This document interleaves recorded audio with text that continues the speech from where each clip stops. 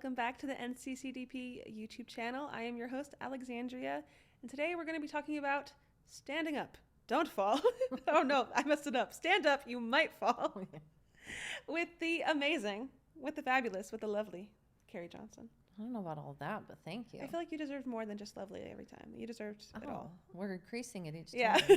That's good. Just keep building it up.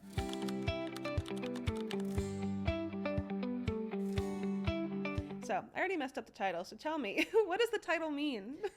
Stand up, you might fall. So there's this misconception in healthcare that the way to prevent a fall is to keep people seated. Mm-hmm.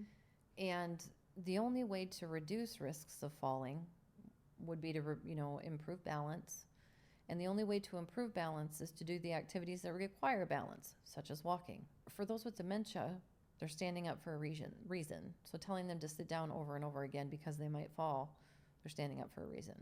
There's an unmet need there, or they want to walk, and we just need to generally keep people moving. The more you walk, the longer Mm-hmm. you'll be able to walk. As the dementia progresses, at some point they won't be able to. But as I said, it's a misconception, even for younger people that are in the hospital, 40 years old. They're worried about falls. I mean, this is...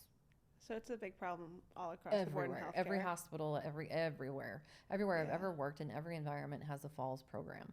Might be a thing on the wall that says call, don't fall, but it's talked about in every healthcare environment that there is. Or the fall risk, the wristband. Mm-hmm. Seen that a lot. Yeah, I had a 40-year-old client not too long ago, and they told her she couldn't get up without calling. Well, they're short-staffed. So then what happens? She's not getting up. Yeah. You don't really get any stronger then. So it seems like, honestly, like even someone without dementia, it kind of works the same way of just like the more you kind of move your body, the stronger you're able, the better your balance is going to be naturally. Right. Like it kind of applies actually similarly, if not the same way. Yeah. So do people with dementia, though, fall more than people without dementia? Yes, they do. And they're at a higher risk of getting injured. Part of that, the reason that they fall more is, some of the visual perceptual deficits that come with dementia. Also, impaired safety awareness, poor judgment of a safe situation. And then also potentially dehydration, nutritional status, those unmet needs that I talked about, needing to go to the bathroom. And then the reason that they get injured more often is that the ability to kind of self-correct, or those reflexes, those corrective things that we do, are protective, not corrective. Like when we go to fall, we reach out a hand to try and protect the head. Their reflexes are slowed. So you get more hits to the head. Their bones are typically, a little bit more brittle. Oftentimes they don't have as much, meat on their bones, so things break more easily. Yeah. So they're definitely at higher risk. So with the increased risk, are there ways to prevent falls or reduce the amount of falls, or how can we go about kind of helping the situation? One of the ways is by more walking, such as having a walking program. And that doesn't have to be necessarily staff. That could be family. And this could be done in the home environment. This could be done in the hospital, wherever, where people are taught how to put a gait belt on. Waiver is signed if need to be. I want my loved one to be in the walking program. I accept the risk, whatever. By having those opportunities to get up. If you think about how often we move, and how often someone in a hospital or at home that can't initiate movement on their own, rolling them 2 hours, it's a long time to not move. Yeah. So really walking, getting them up as much as possible, also stretching. Something that we spoke about in another video is increased muscle tone that can come with some of the dementias. And so making sure that the joints, because as people are not moved, those joints get tight. So that when they do stand up and they're hunched over or something, the head is quite heavy. It's going to pull them right forward. So you're not just impacting balance when you're having people move more often. You're also impacting posture. So doing things kind of before the fall seems to be the best way to prevent them rather than kind of in the moment. Because it's kind of hard to... You can't really expect. Yeah. I guess to an extent you can, but you can't really fully expect when a fall's going to happen. Yeah, there's always going to be some. I mean, it's inevitable. My dad would fall 24 hours within 24 hours of being in a facility. And I would tell them that. I'm like, he's going to fall in the first 24 hours. And they'd be like, okay, Miss Johnson, okay. And then they'd call me and be like, Bert had a fall. Like it was shocking information. And I'd say to him, Dad, don't get up by yourself. Oh, no, I don't. I don't fall. Oh, okay. Was there anything else to do to prevent a fall, or to making sure that people have the right equipment, a walker that's been fit to them and it's the right height, the right type of walker. The four-wheeled walkers with a seat, people think are great, but sometimes the brakes don't work. Those that don't have brakes, someone may go to sit on it and it flies out. So having the appropriate people that are trained for those assistive devices is also really important. It's tricky with those with dementia because when you're focused on new learning of skills, us as therapists or anybody that's working with someone, family member, mom has a new walker, but she keeps forgetting to use it. Well, that's because of the dementia. Yeah. Okay, well, let's come up with a way to help her remember a different way. A sign, ribbons tied on something, whatever it may be. Tapping into procedural memory.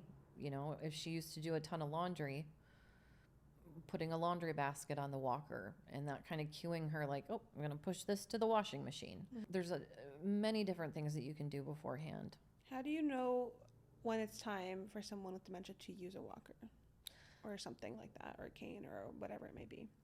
Typically they've had a fall. Typically it's after a fall.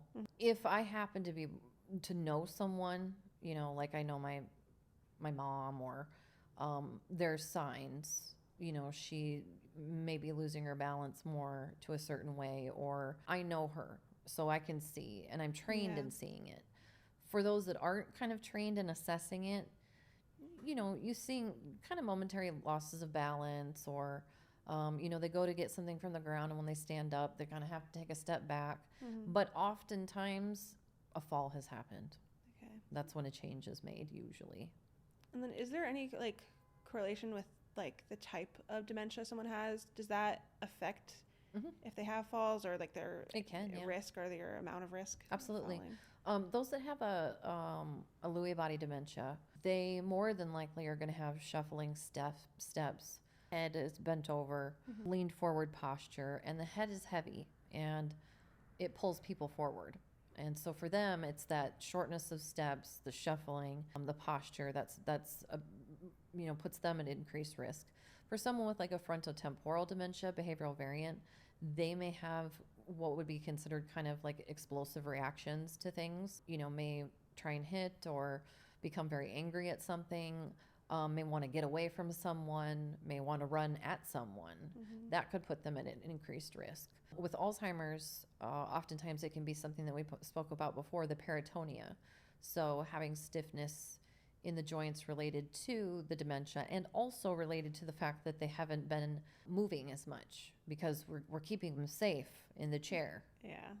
So, yeah, absolutely the type of dementia plays a role too. And before you wrap up, are there just any last thoughts you have on fall risks with dementia? Just to get people moving more, and it doesn't have to be, it can be a volunteer, it can be a friend, and stretching and just making sure that people are having the opportunity more than every couple of hours to move. I had a nurse practitioner take one of my courses, and she said, now I know what to tell people, the staff, when they tell me that so-and-so had another fall. I'm going to tell them, well, they need to get up more often. And again, as I said, eventually they're going to, if they live long enough and the dementia has progressed to a certain point, they will lose the ability to walk. But we are limiting them, and we are actually increasing falls by utilizing a fall protection program such as a chair alarm and telling them to sit down over and over. So-and-so, you're going to fall, sit down. I don't know what we think they're going to say. Thank you. I'll stay seated. Thank you for reminding me. I think that's just last thoughts. The whole sit down, so-and-so, you're going to fall, to someone with dementia, it's not successful. Yeah. And why limit their time of being able to? Well, there's a reason they're trying to get up, just like there's a reason that we get up. Exactly. They're people just like us. So stand up. You might fall. Stand up. You might fall. I know. Well, thank you for joining us again and sharing all of your wisdom and your expertise and your knowledge. Well, thank you. Thank you for having me. Of course, it's very appreciated. I hope you all enjoyed. Thank you for watching and joining us with these videos. I hope that you were able to learn something from these videos. I know I did, fully in the moment. I am learning right now. If you're interested in learning more, check out our website in the description, and we'll see you next time.